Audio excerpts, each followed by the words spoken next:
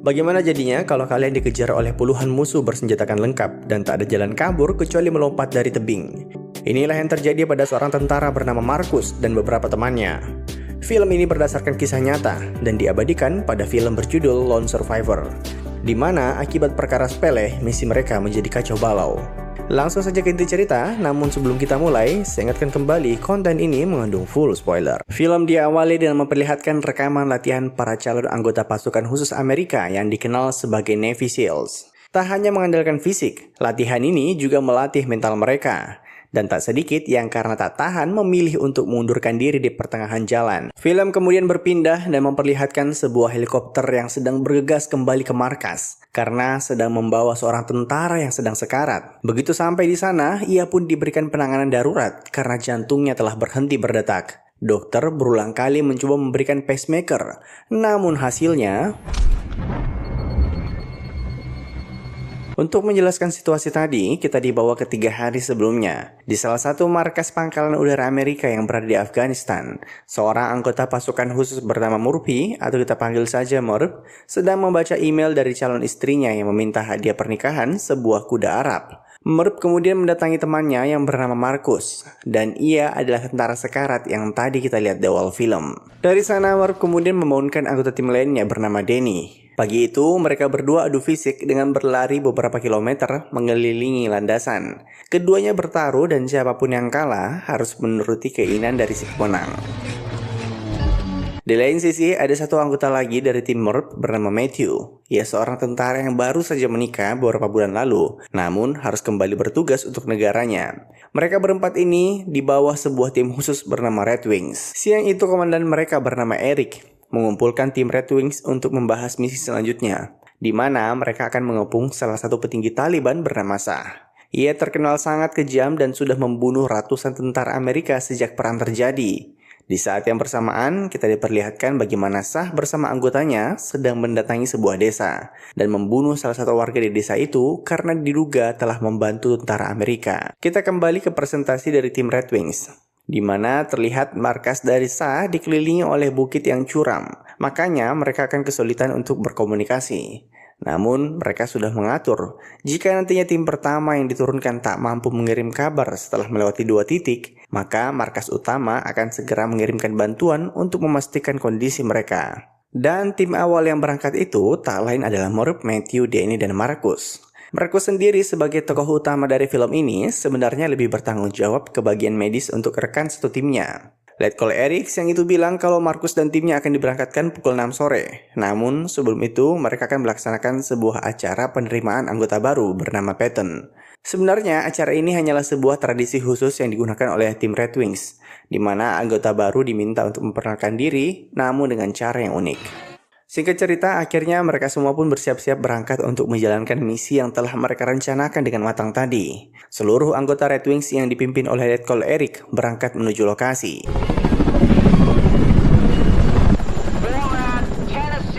Di tengah jalan, mereka menurunkan Mike, Matthew, Danny, dan Marcus. Sedangkan sisa pasukan lainnya standby di salah satu markas terdekat dari lokasi tadi untuk menunggu hasil pemantauan yang dilakukan oleh Marcus dan timnya. Dari titik mereka diturunkan, Marcus dan timnya berjalan cukup jauh. Mereka harus melewati berbagai bukit yang curam dan akhirnya berhasil melewati titik pertama bernama Miller. Lalu setelah berjalan lagi sekian jam, mereka tiba di titik kedua. Dan setiap mereka tiba di titik tersebut, Danny selalu mengabari orang-orang di base menggunakan saluran radio. Dan akhirnya setelah berjalan kurang lebih selama 12 jam non-stop, mereka akhirnya tiba di bukit terdekat dari kota tempat pasukan Shah berada. Semakin memasuki lokasi musuh, nampaknya alat komunikasi mereka juga kehilangan sinyal. Walaupun demikian, mereka masih bisa memberi kabar ke base, tapi kurang jelas.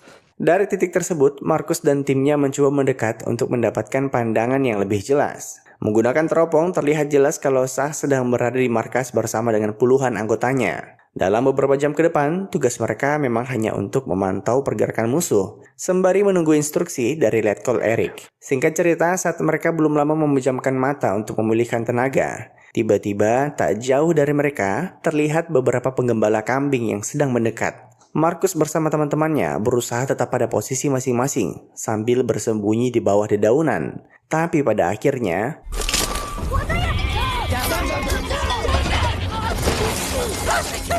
Denny segera mencoba menghubungi Bess untuk meminta petunjuk terkait situasi mereka yang di luar rencana. Sedangkan Marcus, Murph, dan Matthew berusaha menahan para pengembala agar tidak kabur.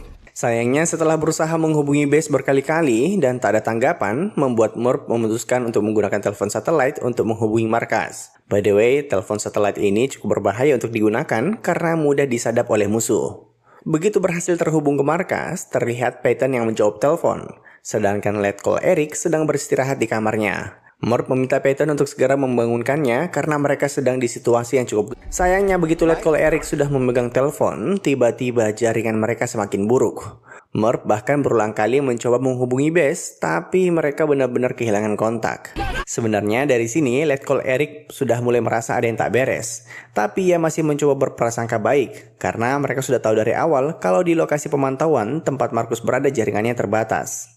Sekarang Murph sebagai pimpinan tim diminta anggotanya untuk mengambil keputusan. Terdapat 3 opsi. Pertama, mereka bisa membunuh ketiga penggembala ini lalu menguburnya di bukit tanpa meninggalkan jejak.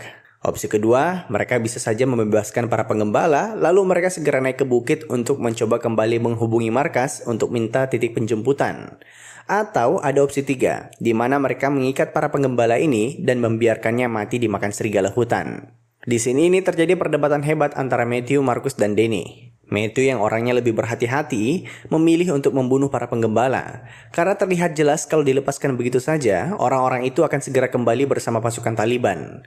Belum lagi ini satu-satunya kesempatan mereka untuk bisa menangkap Shah yang sedang bersantai di markasnya. Sedangkan Marcus memilih sebaliknya, karena kalau diperhatikan para penggembala ini nampaknya bukan orang berbahaya, karena hanya 2 orang anak remaja dan seorang kakek-kakek yang tak mungkin bisa melawan mereka. Membunuh mereka juga hanya akan melanggar peraturan militer yang bisa berujung ke hukuman khusus. Di tengah perdebatan, Murph akhirnya memilih agar Sandra dibebaskan. Nah, masalah mulai muncul bertubi-tubi dari scene ini. Pertama, di saat bersamaan di base, Letkol Eric sebenarnya sudah ingin mengerahkan timnya untuk segera menyusul ke lokasi. Namun, helikopter tempur mereka saat itu sedang digunakan oleh tim lain yang berada di situasi yang sama urgensinya. Kedua, untuk naik ke atas bukit itu dibutuhkan tenaga dan waktu yang lumayan lama, karena sangat terjal. Sedangkan anak muda yang tadi mereka lepaskan tak membutuhkan waktu lama untuk menuruni bukit. Ia berlari dengan sangat lincahnya dan bisa kita lihat dari ekspresinya kalau ia sangat membenci Marcus dan kawan-kawannya. Kendala lainnya, begitu mereka berhasil sampai di dekat penghujung bukit, ternyata alat komunikasi mereka belum juga berhasil menangkap sinyal.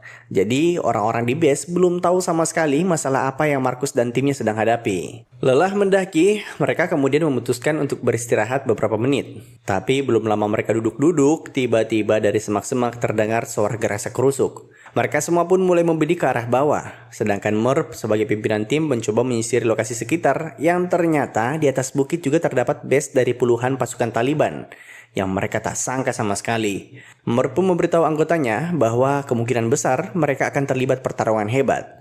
Dan akhirnya, awalnya mereka semua berhasil membunuh banyak musuh. Tapi semakin lama jumlah yang datang semakin banyak. Mereka benar-benar telah dikepung. Denny yang berusaha meminta bantuan serangan udara tiba-tiba terkena peluru yang membuat beberapa jarinya putus. Begitu juga dengan Matthew yang sempat terkena peluru di lengan kirinya. Dan pada akhirnya masing-masing dari mereka mulai terluka akibat gempuran yang tidak ada habisnya.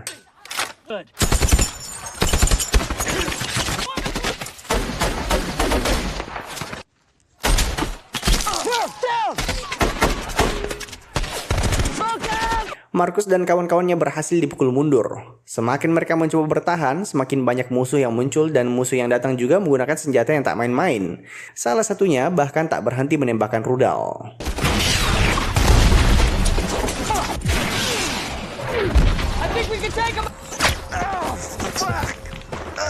By the way, tas radio milik Denny bahkan terjatuh. Dan kini satu-satunya alat komunikasi yang mereka miliki adalah telepon satelit milik Murph.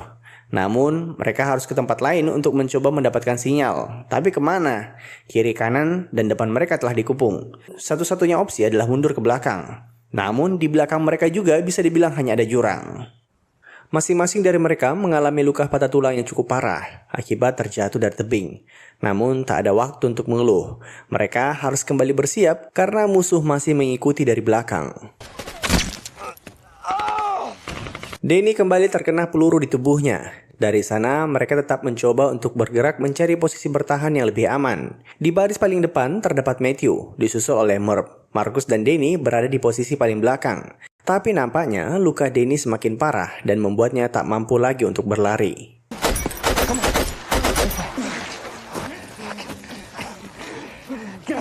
Mereka berempat kemudian berusaha bersembunyi di balik bebatuan. Marcus, sebagai yang bertanggung jawab terkait medis, berusaha memeriksa satu persatu luka dari teman-temannya. Di antara mereka berempat, terlihat jelas Danny lah yang mengalami luka paling parah.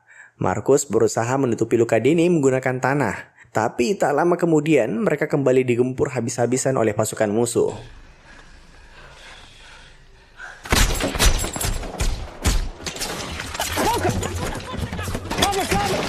Telepon satelit juga belum mendapatkan sinyal. Mereka kemudian mencoba menutupi pandangan musuh dengan melemparkan bom asap.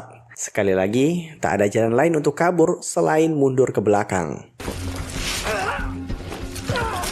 Sayangnya di saat Marcus sudah akan melompat dengan Danny di pundaknya, ia terkena serangan yang membuatnya terjatuh dari pundak Marcus. Danny yang berada dalam keadaan koma kemudian dikerumuni oleh musuh. Satu persatu peralatannya dijarah. Ia pun hanya bisa pasrah karena sudah tak lagi memiliki tenaga untuk mempertahankan hidupnya. Sedangkan Marcus dan timnya hanya bisa beristirahat semenit sebelum rudal kembali menghujam ke arah mereka. Matthew dan Murph baru sadar kalau Danny tertinggal di atas. Kini mereka semua telah sekarat. Satu-satunya cara untuk keluar hidup-hidup dari sana dengan menelepon bantuan serangan udara.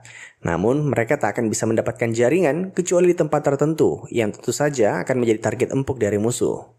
Murph sendiri yang akan menghubungi markas. Ia pun memberikan sisa-sisa amunisinya ke Marcus. Seakan-akan ia telah tahu bahwa inilah ajalnya.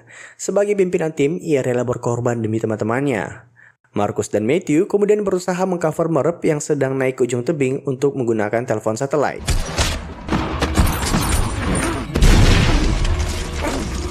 Matthew terlihat sangat ahli dalam membidik setiap targetnya, membuat Murph setidaknya memiliki waktu untuk menelepon markas pusat. Begitu terhubung, Murph bilang kalau ia membutuhkan bantuan udara sesegera mungkin di sebuah gunung yang ia sebutkan secara spesifik.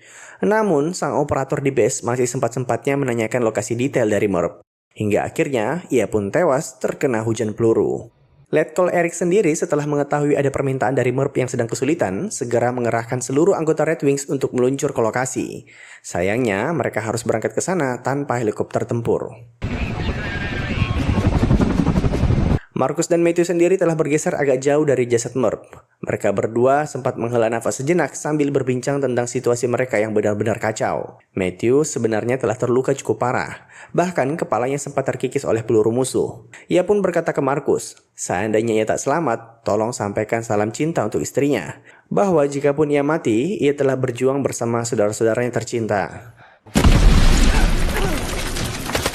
Di tengah perbincangan, mereka kembali ditembaki rudal. Untuk mengecoh musuh, Marcus dan Matthew kemudian berpencar.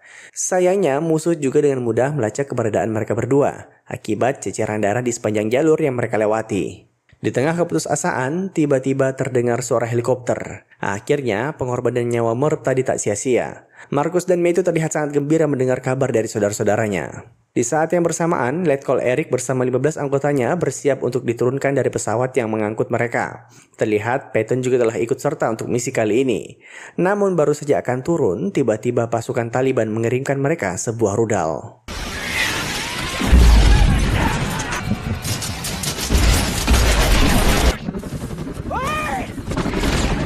Kejadian ini membuat sisa pasukan lainnya memilih untuk mundur, menunggu datangnya helikopter tempur. Marcus yang melihat kejadian tadi seketika langsung sadar kalau harapan terakhir mereka telah pupus. Dibanding Marcus, Matthew nampaknya berada dalam posisi yang lebih terdesak.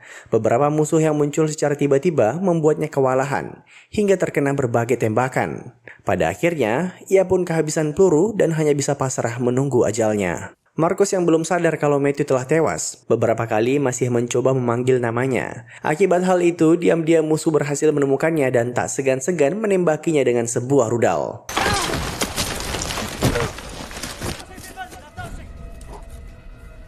Marcus yang terluka parah berusaha bersembunyi di bawah bebatuan. Tak lama kemudian kembali terdengar suara heli. Ternyata helikopter tempur baru berhasil menyusul ke lokasi. Namun para pilot menyangka tak ada lagi yang bisa diselamatkan. Belum lagi bahan bakar mereka telah habis akibat misi sebelumnya, yang membuatnya harus segera kembali ke markas. Malam pun berlalu, Markus sempat jatuh pingsan. Begitu ia bangun, hal pertama yang ia lakukan adalah mengobati luka-lukanya menggunakan tanah. Salah satu kakinya mengalami patah tulang. Dengan tergopoh-gopoh, ia berusaha terus berjalan mencari jalan keluar untuk kabur. Setelah sekian lama berjalan, ia berhasil menemukan genangan air dan langsung membuang badannya ke dalam kolam untuk menyegarkan diri. Tapi tanpa ia sadari, ternyata terdapat beberapa orang yang sedang mengawasinya. Untung saja orang-orang ini bukanlah anggota Taliban, dan mereka bahkan menawarkan bantuan ke Markus. Awalnya, Markus sangat panik dan sempat ingin meledakkan dirinya menggunakan granat. Dari sana, Markus kemudian dibawa ke sebuah desa. By the way, orang yang menyelamatkan Markus ini bernama Muhammad Gulam. Di sana, Gulam sempat bertanya dengan isyarat di manakah markas orang Amerika berada. Markus kemudian menggambarkan posisinya di sebuah peta. Namun, di tengah percakapan, salah seorang kerabat Gulam terlihat panik karena khawatir dengan adanya Markus, pasukan Taliban akan datang ke sana dan membantai warga desa. Gulam kemudian meminta salah seorang kerabatnya untuk segera mengirimkan pesan yang Markus telah tulis ke lokasi yang dimaksud. Sayangnya, tak lama kemudian pasukan Taliban berhasil melacak keberadaan Markus dari bercak darah yang ia tinggalkan sepanjang jalan. Ia pun langsung diangkut keluar untuk dieksekusi sebagaimana warga desa yang kita lihat di awal film. Tapi untung saja sebelum itu terjadi, Gulam bersama beberapa warga yang telah muak akan Taliban berhasil menghentikan mereka. Singkat cerita, Markus yang kesakitan akan luka-lukanya meminta anak Gulam untuk membawakannya sebuah pisau. Tapi karena keterbatasan bahasa, anak ini malah membawakannya benda lain. Untung saja Gulam datang dan paham apa yang Markus sampaikan. Tapi awalnya ia pikir pisau itu untuk memotong bebek yang anaknya bawa. Pisau itu sendiri sebenarnya untuk membersihkan luka-luka di tubuhnya. Tak sedikit ranting tajam ataupun peluru yang bersarang di tubuh Markus yang harus segera diangkat dan jika tidak akan terjadi infeksi. Begitu berhasil membersihkan lukanya, Markus langsung jatuh pingsan. Gulam kemudian membantu mengobati sisa lukanya serta memakaikannya baju baru. Keesokan paginya terlihat Shah bersama pasukannya bersiap memasuki desa. Di saat yang bersamaan, Markus yang baru bangun dari pingsannya dengan lahap menyantap makanan yang Gulam berikan kepadanya. Akhirnya surat Markus tiba di base, dan pimpinan militer di sana langsung mengarahkan seluruh pesawat tempur di pangkalan menuju desa tempat ia berada. Di saat yang bersamaan, Gulam bersama putranya berusaha membawa kabur Markus. Namun posisi musuh telah mengelilingi desa. Gulam bahkan harus one-on-one dengan salah satu tangan kanan dari Shah. Sedangkan Markus yang sekarat harus menghadapi musuh yang berhasil menemukannya. Ia dibanting sana-sini dan dirinya tak sanggup memberikan perlawanan karena dalam kondisi yang sangat lemah. Jumlah pasukan musuh yang datang terlalu banyak. Tak sedikit warga desa yang gugur. Tapi di saat itu juga, bantuan militer Amerika akhirnya tiba di lokasi. Membuat pasukan Taliban langsung kocar-kacir.